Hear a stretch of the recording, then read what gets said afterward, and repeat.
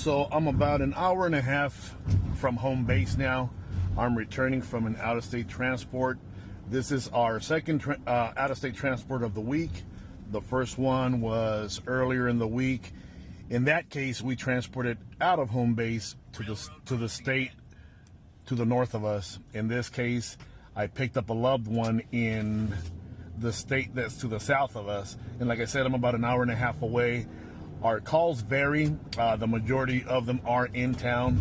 Half of them are house calls. The other are mostly institutional, such as hospitals and hospice facilities, stuff like that.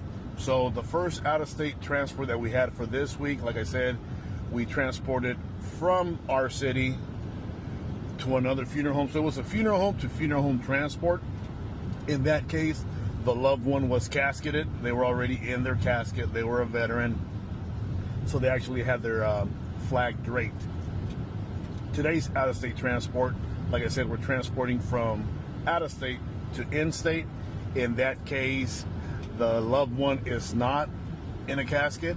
They are being transported on the cot. So just kind of shows what kind of calls we get. They vary, but the majority of them are in town. Like I said, about half house calls and half institutions.